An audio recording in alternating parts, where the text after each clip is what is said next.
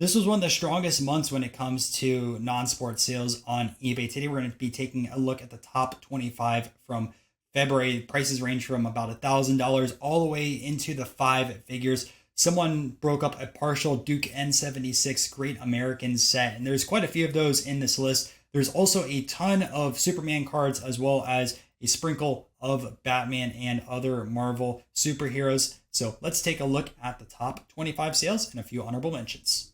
So what I defined for vintage non-sports 2000 or earlier, no duplicate cards. Variants or autos are okay. You typically don't see that much in this video unless we go to Garbage Pail Kids. And lastly, graded and raw cards are okay. And sometimes we'll have some raw sales because there's some pretty tough non-sports cards out there. So we're going to start off with a 1940s Leaders Superman. Actually, there's quite a few of these in the video today. This is the Fight for Peace card number 18. And this is graded A1. This copy over here sold for $911.57 through Probstein. We have a 1931 Wills Walt Disney and Mickey Mouse card number 24. Best card in this set. It's increased quite a bit over the past few years. This actually sold through Check Out My Cards, and it sold for $960. In the 23 spot, we have 1990 Marvel Universe card number 75 of Galactus. And this one over here in a PSA 10 sold for $1,000. 1934 National Chickle of Charles Lindbergh. PSA 8 card number 36 in this set. This also sold for $1,000. Personally, if you gave me a preference between the last two cards, I would take the Lindbergh all day long. There's a lot of set collectors for the Chickle, and Lindbergh is one of the bigger names in the set. Even at low grade, it is quite pricey. Obviously, the best one in the set is going to be Earhart, but still, Lindbergh fetches a pretty good premium. In fact, his 34 Chickle is a lot more expensive than some of his earlier cards that are even scarcer. It's just one of those iconic 1930s sets. All right, 1952 Topps Look and See of Charles Darwin, PSA 8 grade. What I always talk about with these 52 look and sees, once you get to that 7, 8, or 9 grade, these get really, really expensive. Some of these aren't in 9s or 10s, so people will pay up for 8s occasionally on those. And I assume this is one of those that there's very few 9s out there, or there may not be any. And that's why this one sold for essentially $1,010. Absolutely loaded set. Also, I believe Topps has just recently made the first ever Charles Darwin cut autograph card. I saw it all on social media and people absolutely loved it. And there's a lot of controversy on the card in itself. But what I find interesting, kind of like what I talked with Lindbergh, is Darwin has a ton of cards that are earlier. Now, there are some that are over $1,000, but you could literally go back into the early 1900s and pick up a mid-grade Ogden. And I'm talking about the black Ogdens, not the 1924s, which are pretty common out there. And the Ogden getting gold. You can pick that up in like a 3 or 4 grade around $100, much scarcer than these 52 look and sees. An early 1900 card, really awesome imagery. And there he has a few in that set. So if you're looking for something early with Darwin, I would recommend going that route. Number 20 is going to be our first Duke N76 of the night. And this is James Garfield. Now, one seller listed a ton of N76s, 4s, 5s, and 6s. So you're going to see that across this video. This copy over here sold for $1,055. We have another 1940 Leader Superman. This is the premium coupon. And typically you'll see two different versions of these that are slabbed up. This one over here has the bottom removed. There's also one with the tab at the bottom that typically sells for more. And they're much tougher to find. Personally, if I was going to pay up for one of these, I'd rather have the tab at the bottom than perforated. But you can think of these like Z-Nuts, where the graded companies will mark it as perforated and also non-perforated. This sold for $1,128 in a PSE 1 grade, also on Check Out My Cards, which we'll say we're going to be doing our first ever top 25 for Check Out My Cards. So it'll be interesting to see if these two non-sports cards make the list or not. There's going to be no filter on years. Haven't recorded that video yet. I haven't even taken a look at the data yet, but a little bit of a preview of video that we are working on here on the channel. Super happy to start that this month.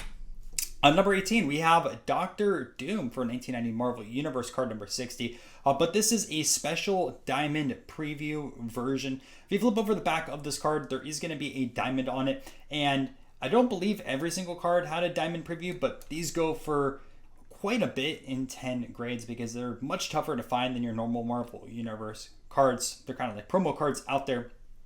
This Doctor Doom sold for $1,150. And I do think this is the first time we featured Doctor Doom on one of these videos.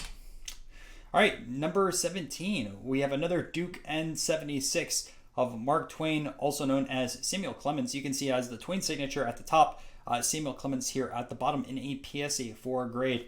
This sold for $1,347. What I will say is these prices are crazy. Just to give you some context, a few years ago, I picked up a Clemens in a 6. I want to say I paid $600 or $700. I believe at the time I paid up pretty well for that card. And looking back, I'm really glad I did because these have gotten quite pricey over time.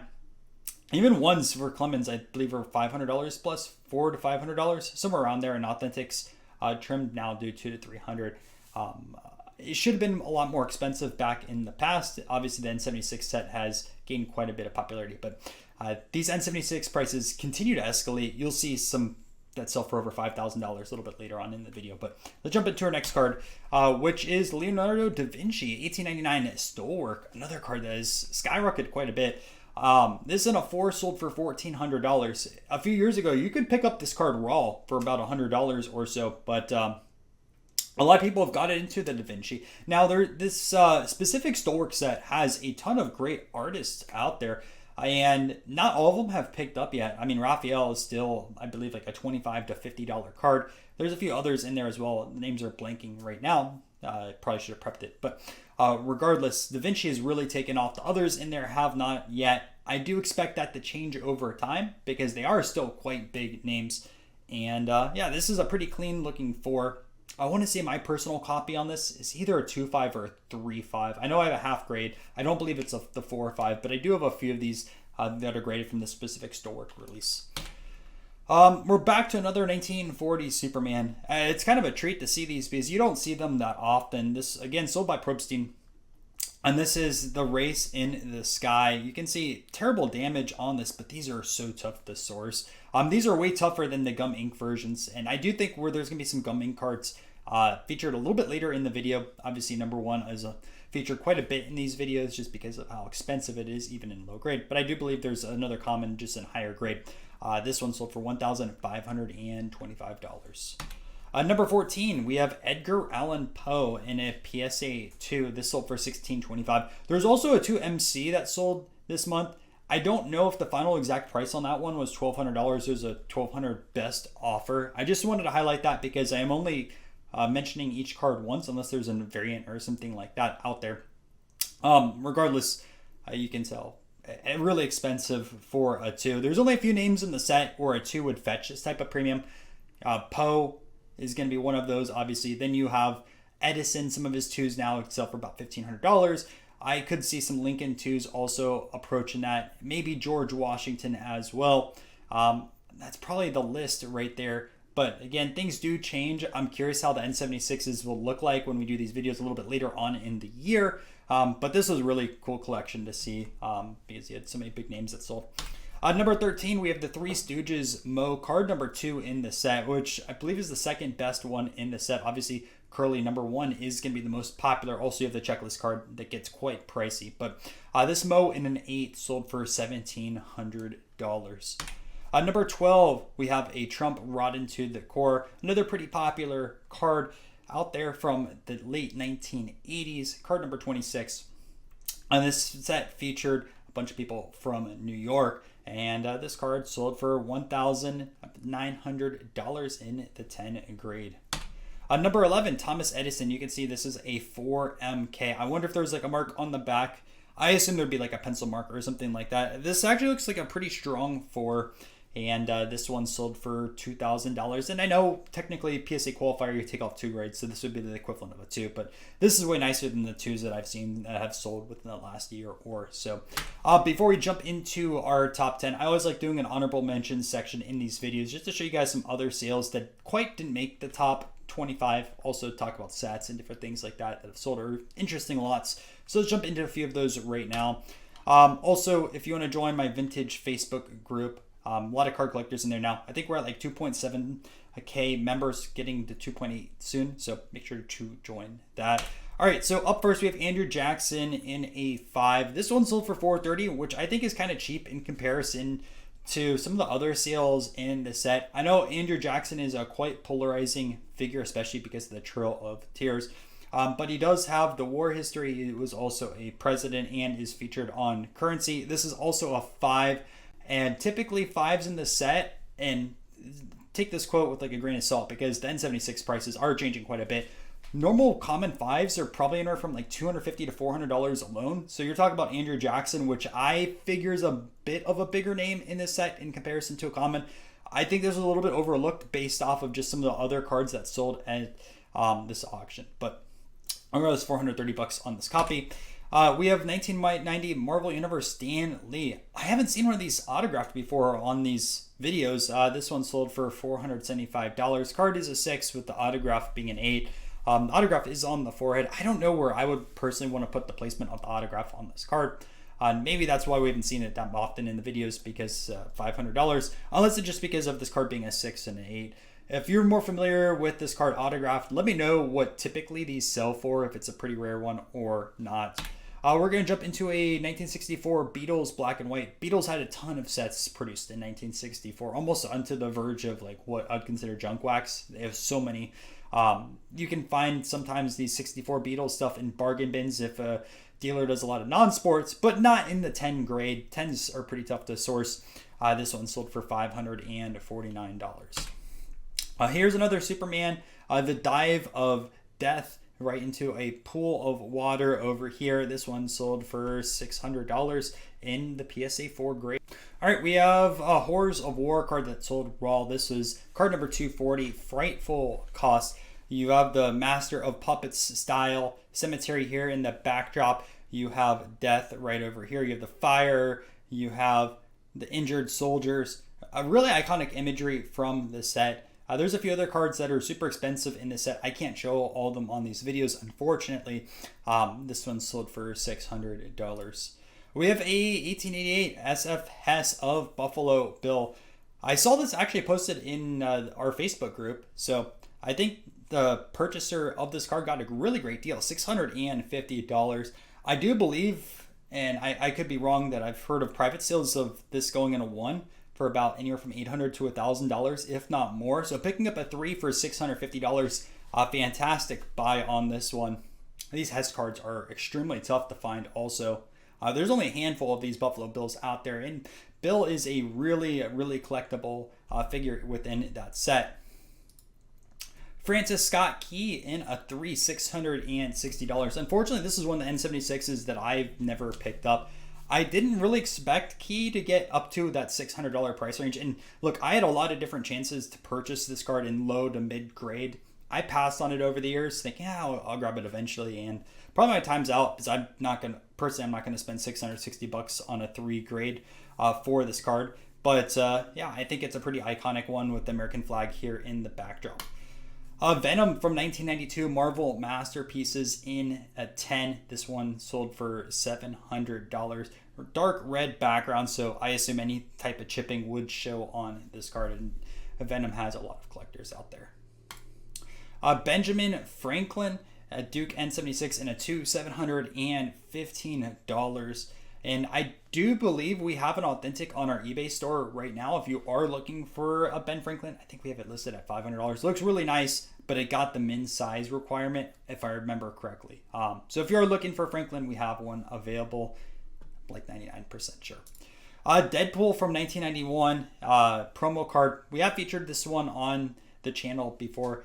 This copy in a 10 sold for $790. If I remember correctly, a 9 is like a $20 card, or maybe it was a $50 card. There's a huge drop off on this.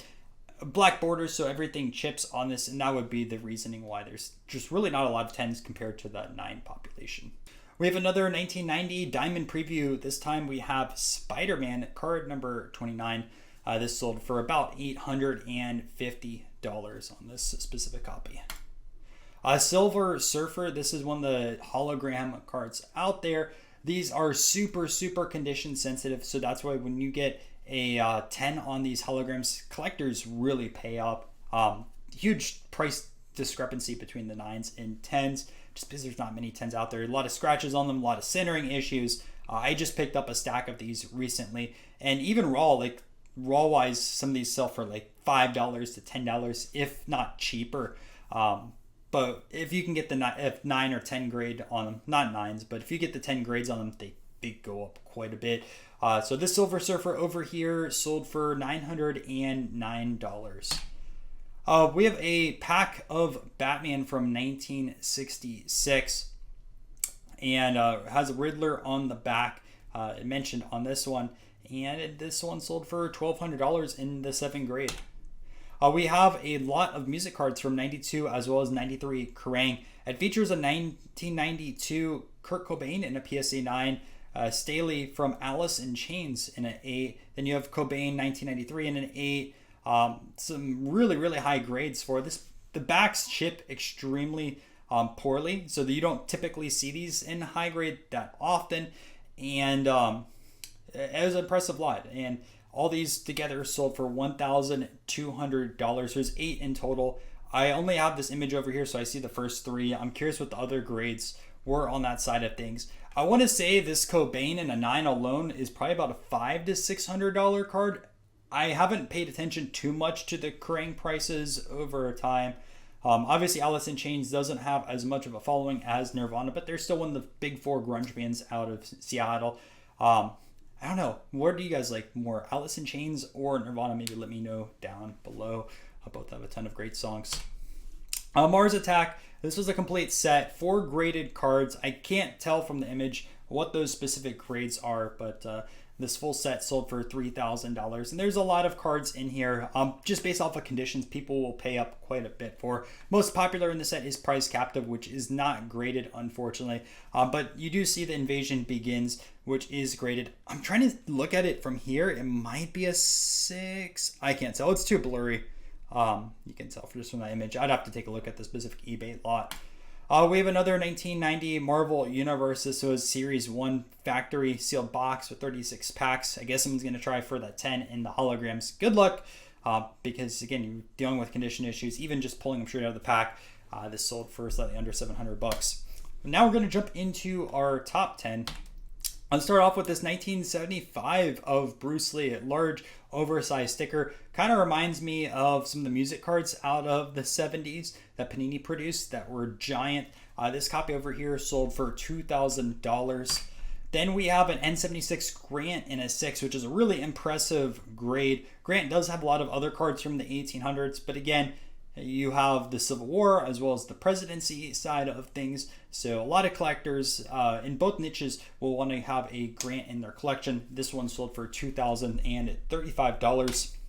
We have 1966 Batman of Robin, card number 2 in an impressive 8.5 grade. This copy over here sold for $2,150. Then we're jumping into a 1966 Marvel, one of the first Spider-Man cards out there. This is a PSA 8 grade, sold for $2,500. Next time, I'll fly the kite, card number 34. Number 6, we have a terrible picture on here, so I do apologize on that, but it's a 1940 Superman in a PSA 2 grade.